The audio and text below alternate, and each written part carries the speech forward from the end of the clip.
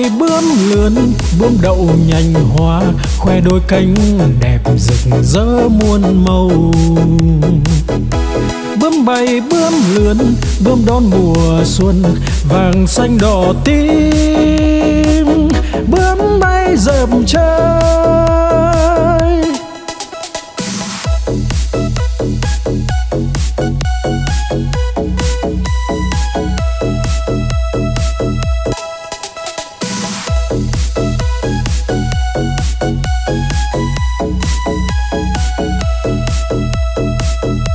Bướm bay bướm lượn, bướm đậu nhành hoa, khoe đôi cánh đẹp rực rỡ muôn màu.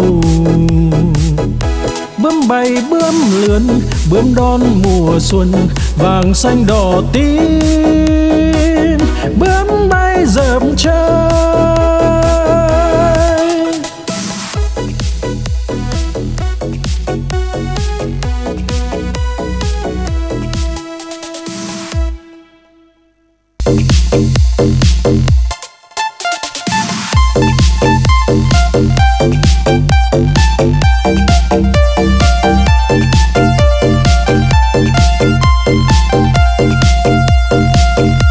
Đi cầu đi quán, đi bán lợn con, đi mua cái xong đem về đun nấu, mua quả dưa hấu về biếu ông bà. Mua một đàn gà để cho ăn thóc, mua lược chải tóc, mua cặp gội đầu, đi mau về mau kẻo trời sắp tối.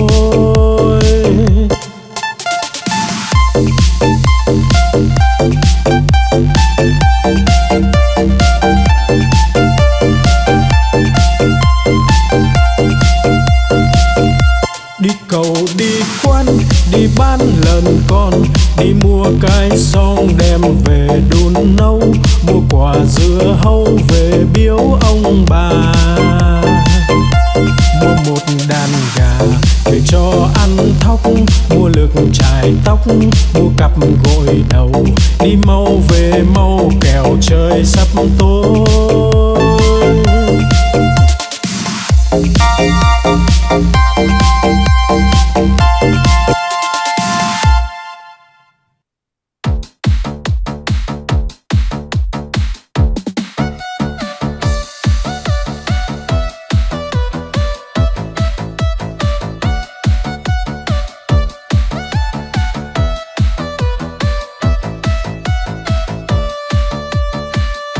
No lòng vĩ dạ là con cá cơm, không ướp mà thơm là con cá ngát, liệng bay thoăn thoắt là con cá chim, hột cẳng chết chìm là con cá đuối, nhiều năm nhiều tuổi là cá bạc đầu, đủ chữ đủ câu là con cá đối, mai nở tàn tối là con cá hoa, trắng muốt làn da là cá út thịt, lưng dài hẹp nách là cá lòng tong, ốm yếu hình dung là con cá nhái.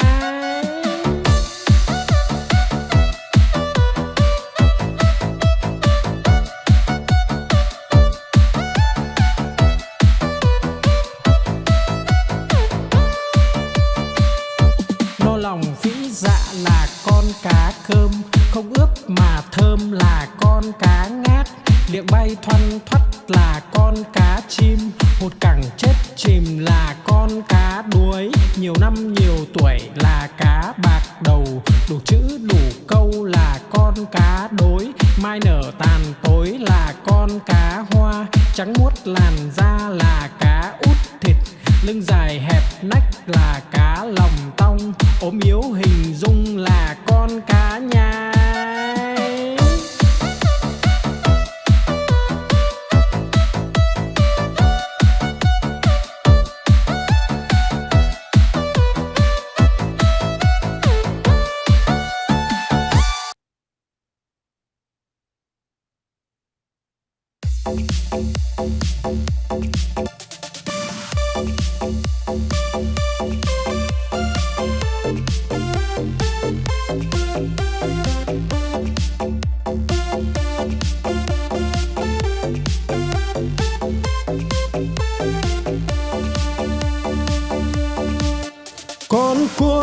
mà có hai càng, đầu tai không có bò ngang cả đời.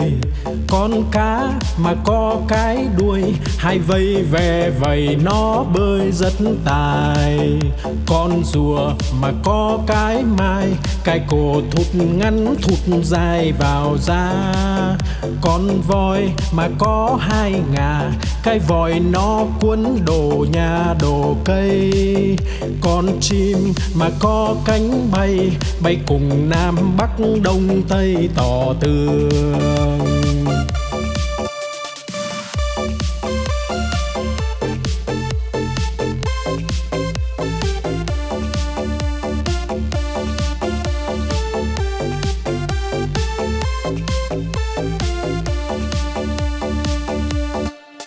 Con cua mà có hai càng, đầu tai không có bò ngang cả đời.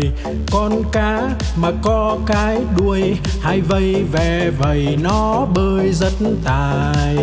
Con rùa mà có cái mai, cái cổ thụt ngắn thụt dài vào da. Con voi mà có hai ngà, cái vòi nó cuốn đồ nhà đồ cây. Con chim mà có cánh bay, bay cùng Nam Bắc Đông Tây tỏ tường.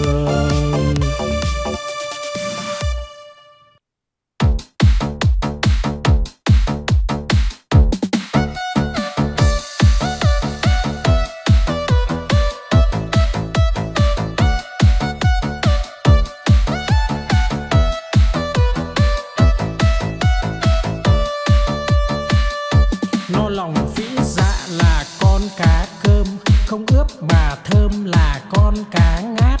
Liệng bay thoăn thoắt là con cá chim, hột cẳng chết chìm là con cá đuối. Nhiều năm nhiều tuổi là cá bạc đầu, đủ chữ đủ câu là con cá đối. Mai nở tàn tối là con cá hoa, trắng muốt làn da là cá út thịt. Lưng dài hẹp nách là cá lòng tong, ốm yếu hình dung là con cá nhái.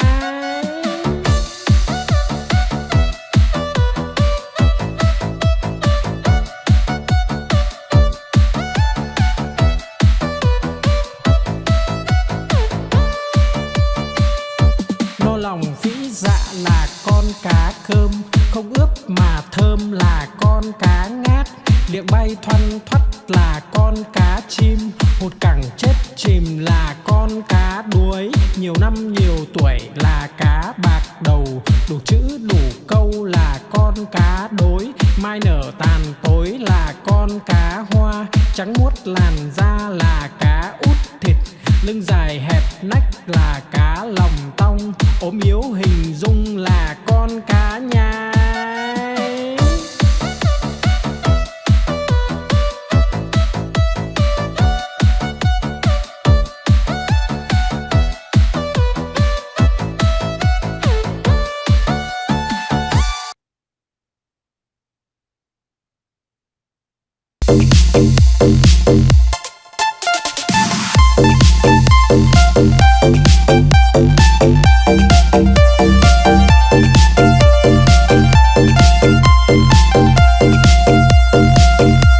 Đi cầu đi quán, đi bán lợn con, đi mua cái xong đem về đun nấu. Mua quả dưa hấu về biếu ông bà, mua một đàn gà về cho ăn thóc. Mua lược chải tóc, mua cặp gội đầu, đi mau về mau kẻo trời sắp tối.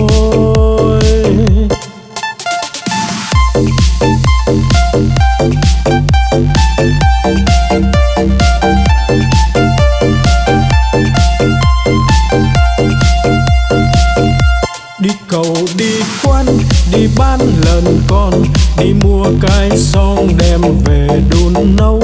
Mua quả dưa hấu về biếu ông bà, mua một đàn gà về cho ăn thóc. Mua lược chải tóc, mua cặp gội đầu, đi mau về mau kẻo trời sắp tối.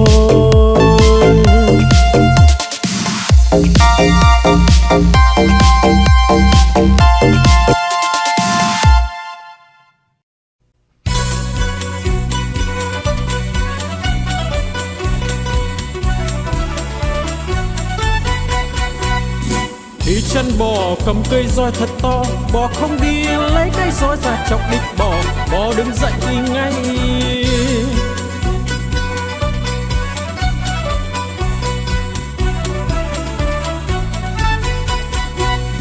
Đi chân bò cầm cây roi thật to, bò không đi lấy cây roi ra chọc đít bò, bò đứng dậy đi ngay.